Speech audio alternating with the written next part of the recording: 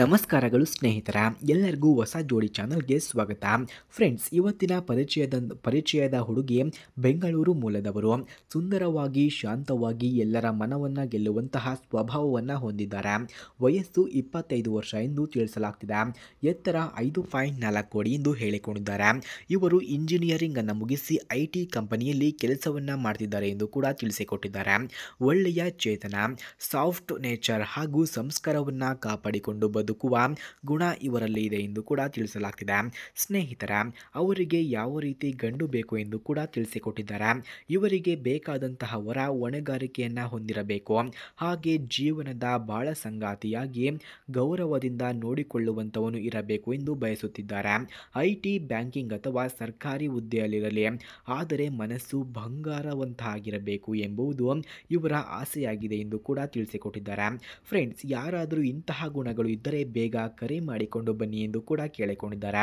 ಸ್ನೇಹಿತರ, ಯಾರಿಗಾದರೂ ಇವರ ಫೋನ್ ನಂಬರ್ ಅಥವಾ ಅಡ್ರೆಸ್ ನಿಮಗೆ ಬೇಕಾಗಿದ್ದರೆ ಮೊದಲು ನಮ್ಮ ಚಾನಲನ್ನು ಸಬ್ಸ್ಕ್ರೈಬ್ ಮಾಡಿಕೊಳ್ಳಿ. ಆ ನಂತರ ಜಾಯಿನ್ ಎಂಬ ಬಟನ್ ಕಾಣಿಸುತ್ತದೆ.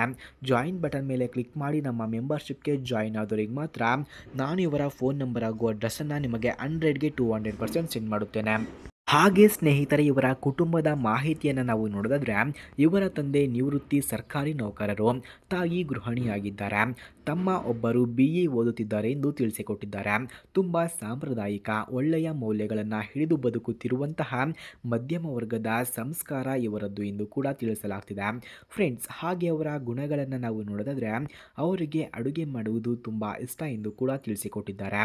ಪದ್ಯ ಬರೆಯುವ ಹವ್ಯಾಸ ಕೂಡ ಇದೆ. ಸುತ್ತಮುತ್ತಲವರಿಗೆ ಸಹಾಯವನ್ನ ಮಾಡೋದನ್ನು ಹಾಗೆ ಎಲ್ಲರ ಜೊತೆಗೆ ಬರೆಯೋದನ್ನು ಇಷ್ಟ ಕೂಡ ಪಡುತ್ತಾರೆ. ಶಾಂತ ಸೌಮ್ಯ ಸ್ವಭಾವ ಇವರ ಅತ್ಯಂತ ವಿಶೇಷತೆ ಎಂದು ಕೂಡ ತಿಳಿಸಲಾಗ್ತಿದೆ.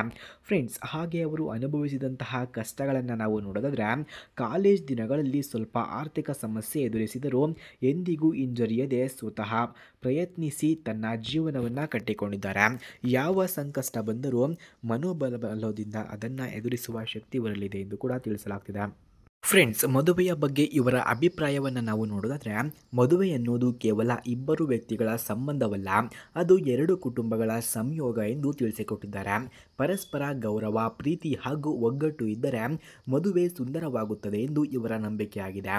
ಅಂತಿಮ ಆಹ್ವಾನ ಸ್ನೇಹಿತರೆ, ಹಾಗಾದರೆ ಈ ಮಧುರ ಸ್ವಭಾವದ ಹುಡುಗಿಯೊಂದಿಗೆ ಜೀವನವನ್ನು ಹಂಚಿಕೊಳ್ಳಬೇಕೆಂದು ಯಾರಾದರೂ ನಿಜವಾದ ಮನಸ್ಸಿನಿಂದ ಬಯಸಿದರೆ ತಡ ಮಾಡದೆ ಬನ್ನಿ, ಸಂಪರ್ಕಿಸಿ.